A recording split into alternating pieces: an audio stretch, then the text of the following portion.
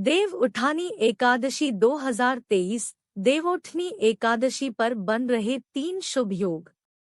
देवोठनी एकादशी के दिन भगवान विष्णु 4 महीने की योग निद्रा से बाहर आते हैं। उनके बाहर आते ही भगवान शिव सृष्टि का संचालन कुंड श्री हरि के हाथ में सौंप देते हैं। पौराणिक कथा के अनुसार असुर राज बलि को दिए वचन के कारण भगवान विष्णु देवशयनी एकादशी से लेकर देवोठनी एकादशी तक पाताल लोक में विराजमान रहते हैं। आज देवोठनी एकादशी है। हर साल कार्तिक शुक्ल एकादशी तिथि को देवोठनी एकादशी मनाई जाती है।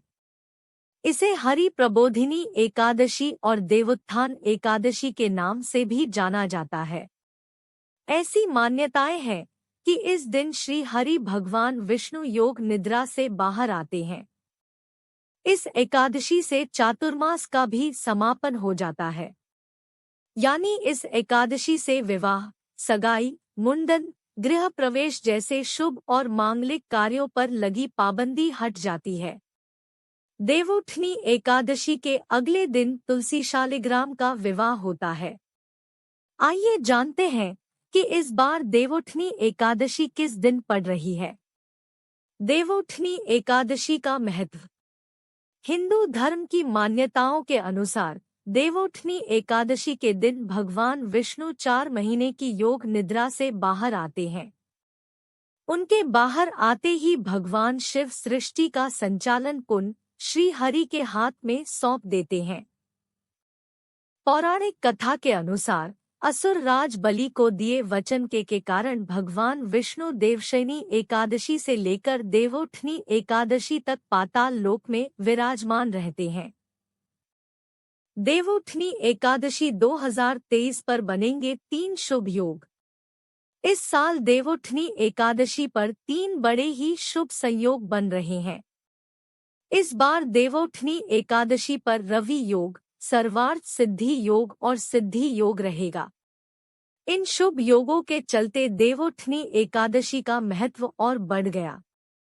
देवोठनी एकादशी रवि योग सुबह 6:50 बजे से शाम 5:16 बजे तक। सर्वार्थ सिद्धि योग शाम 5:16 बजे से अलगे दिन सुबह 06:51 तक।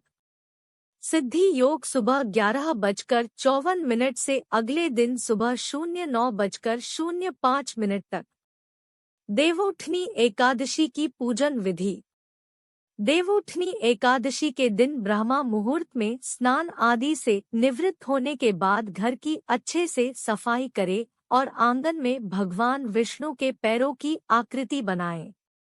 इसके बाद भगवान विष्णु जी का ध्यान करते हुए व्रत का संकल्प ले।